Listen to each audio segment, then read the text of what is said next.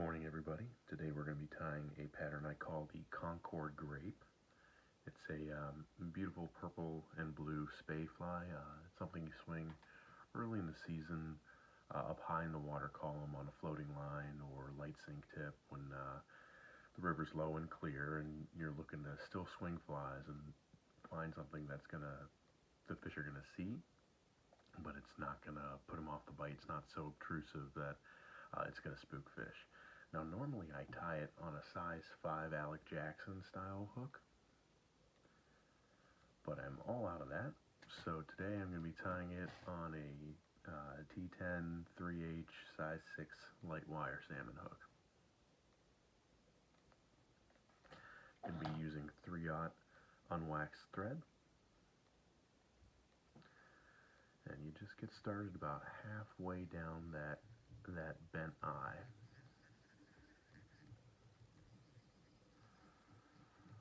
And with that thread, you want to come all the way back to just above the bend there.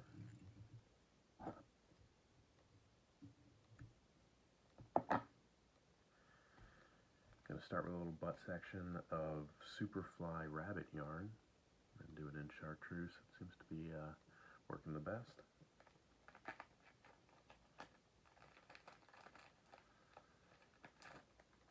And you don't need very much. You only need about an inch or so. So just a little bit right there.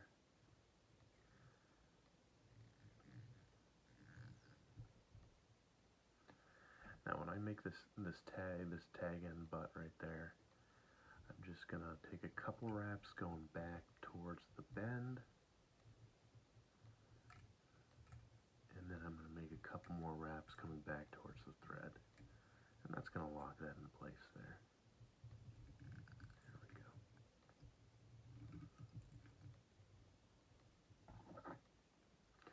Just gives it a little bright spot in there, something for the fish to focus on.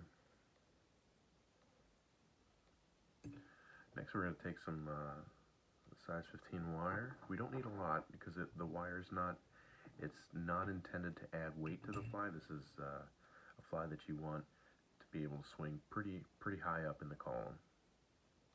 But what this wire is going to do is this wire is going to lock in the dubbing body.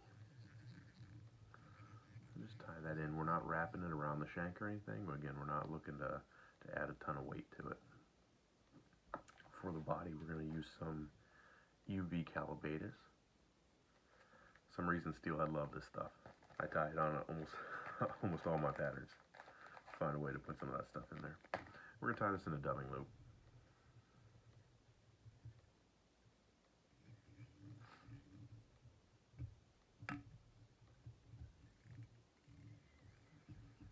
And then we're going to bring that thread all the way back up to just behind where we started. Now you want enough of this stuff that you can get a decent body, but we don't want a super thick body. We want something that's about the same thickness as our butt section there. Now I like to spin dubbing loops in a whip finisher. I know it's slower and it takes a little bit more time, but it gives a little bit more precision. As I'm spinning, I can adjust that dubbing down the loop or up the loop so that it's a real nice even, it's a real nice even line of dubbing there. And then also what I'll do is I'll pull it a little bit so that I can pull off any loose fibers that are just hanging on there. I don't want a lot of dubbing to be bleeding back over the fly. I just want a nice even line of dubbing that I can put onto the shank, and that it will pulsate a little bit in the water, but not a ton, so that it's coming back bleeding over the fly and covering up that green butt there. And you don't need to make thick wraps. You just work that up. Don't need to be putting wraps on top of wraps. Just a nice even line of it up to right about where we started. There we go. And by spinning it in that whip finisher, you get a lot of precision. You can really determine how that dubbing's going to look. If you spin it in just a dubbing spinner, you just kind of fire it away, and it just spins up, and before you know it, it's all locked into a certain place. It could be, you know, lumpy in one spot and not another. Now we're gonna spin, and then we're gonna spin this wire around the shank. Again, we don't want a ton. We're just adding a couple wraps to keep that dubbing loop from getting beaten up by the teeth of steelhead. You can use tinsel if you really want to, but the thing with tinsel is steelhead have pretty sharp teeth, and they will eat up that tinsel pretty quickly. So what you'll get is you'll get you might hook a fish or land a fish, and its teeth will tear that tinsel, and so you'll just have a line of tinsel hanging down off the back of the hook. Now with this wire, I don't even bother to cut it. I just clip it in the hackle pliers there and spin it about a dozen times, and it's just going to pop right off. Keeps your scissors from getting dull. Next, we're going to take some blue craft fur. We want a decent amount, a good little chunk there, about like that.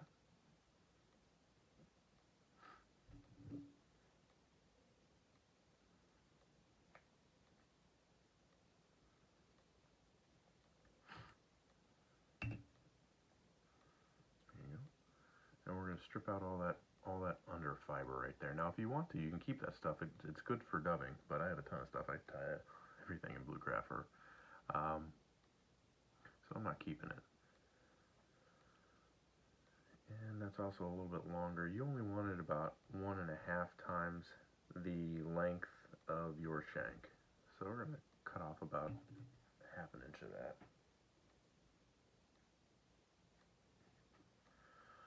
Now with this, we're going to reverse tie it in, so we're going to tie it so that the fibers are pointed forward.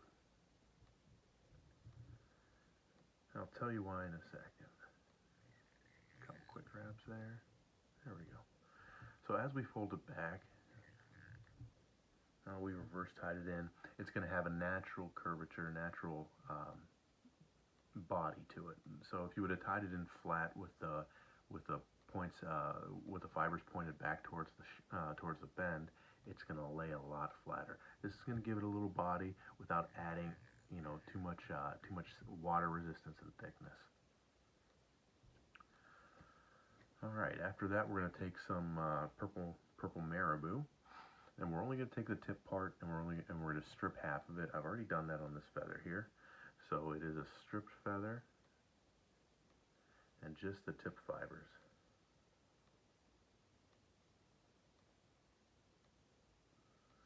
Now we're going to tie this in from the tip. Now, a lot of people, when they tie marabou to spin on the shank, they want to tie it in on the thicker part of the quill, the base part of the quill. I don't like to do that, and I'll tell you why in a minute. Lock that down. And I'm not going to trim this off either. So marabou, especially once it's been stripped, is a very fine quill, and it's going to be getting thicker up towards the base. So as you're spinning this on here, as you're wrapping this around, each new wrap is going to cover up the finer quill of the old wrap. So it's going to add protection, versus if you tied it in from the thick part first, what would happen is it would be getting thinner towards the top. And what that's going to do is, as if a fish bites it, again, their teeth can tear it up, and you don't want that. You want to be able to fish it for, get more than one fish on the fly there. All right, we're going to lock that off.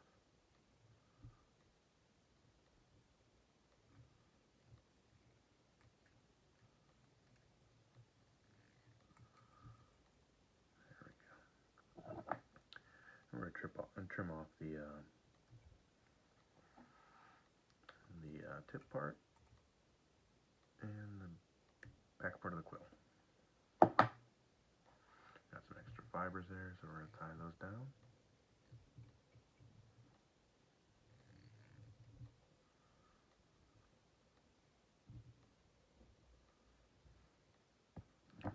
Finally, we're going to get a gadwall feather again.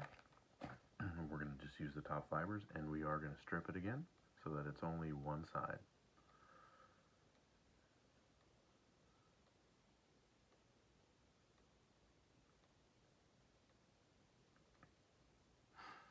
And like the marabou, we're going to tie it in by the tip.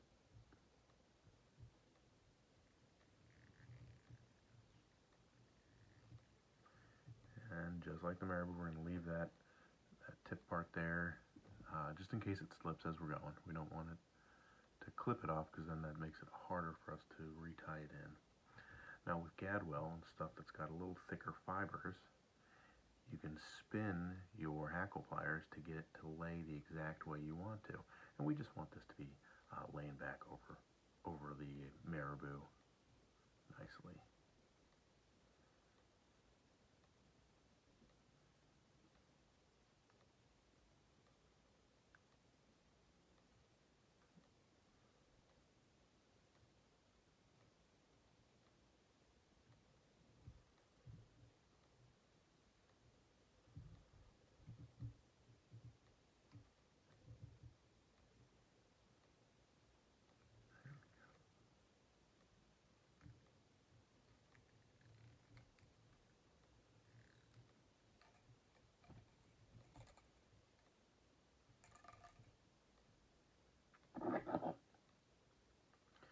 Take a couple wraps just to lock it in, and then you're going to trim this up. There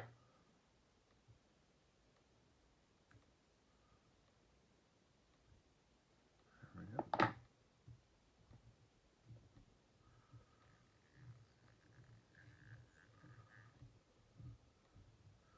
Kind of work those fibers around to get them to lay the way you want to.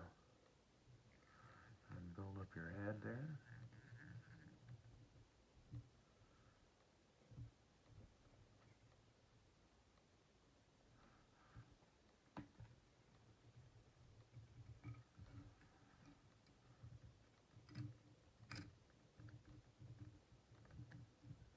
Finish that.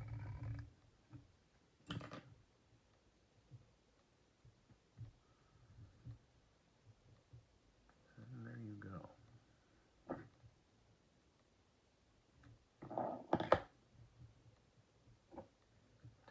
So again, this is a Concord grape.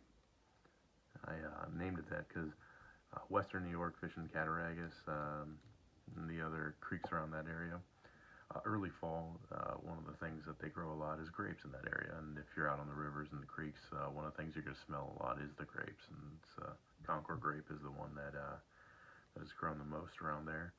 This is a great pattern to fish on a floating line, a floating poly with a long leader. I usually fish it tapered down to 2 or 3x, so I'm fishing it pretty light.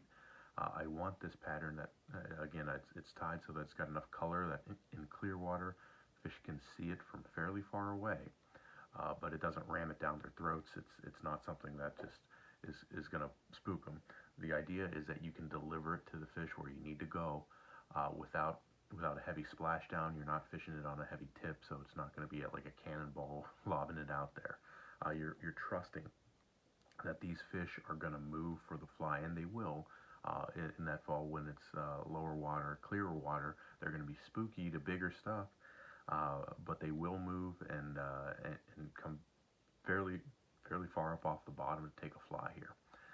This is the pattern I actually just caught a fish on a day or 2 days ago.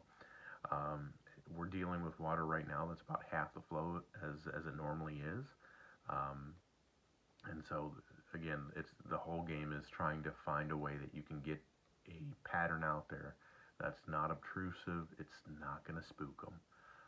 You know, this fish is well on a light poly leader, you know, something like floating poly leader with 7 feet, 8 feet down to 3x. Now, because you're swinging it on such a light tippet, do not pinch the line, the running line in your hand. Do not pinch that against the cork. Just hold the cork. Let them take line from the reel on the take if they want to. It is something where if they hit this fly and they are coming up off the bottom to hit this fly, they're going to hit it very hard, and you can break off fish right at the take if you're holding that line. The fish that I took 2 days ago, I mean, it was screaming on the take. So you want this fly to be able to, you want your line to be able to absorb that hit by letting it pull line off the reel. If I would have been holding the line, I would have probably just snapped the fly off. The fish would have taken it, and it would have been done. it's a good pattern to fish in faster water, you know, heads of riffles, or heads of pools and runs, in that choppy water. It fishes well in about 2 to 3.5 feet of water. So you know you're looking for, as you're coming into the run. It doesn't necessarily fish as well in the guts of pools, but then again it fishes pretty good in the tailouts. And those are spots where guys don't necessarily hit as hard. It's more difficult to fish through, especially in lower water. If you're running a tip, you're going to snag up and you're going to lose your flies. So by just swinging through on a floating line with this, you know, it's gonna be somewhere within the top foot, foot and a half of the surface. This is something where you can get in and fish that skinnier water where, you know, perhaps a fish is moving upriver, and is resting briefly in a tail out before scooting up into the gut, or is pushing up from the gut into into the head of the run to start pushing up to the next run. This is a good pattern to look for them with. It works really well when you have shade on the water. Blue is a color that stands out, and it's got that green butt to it that's going to really stand out. So even in low light conditions, it works pretty well. And when the sun is on the water, it's not big, it's not obtrusive. It's something that it's going to get to the fish before they realize there's something that's being fished to them. You know, if you're fishing a sink tip and traditional, you know, intruder style, temple dog style patterns, a lot of those have weight. A lot of those are going to splash down, and that splashdown is not what we're looking for this time of year. So there are good fish running. We're starting our guide season, even though that the conditions are kind of low right now. We are finding nice fish, and it's a blast to get them on floating lines. I'm Darren Nemi with Fish Lake Run Outfitters. Thanks for watching this. You can check out more at www.fishlakerun.com. Thank you.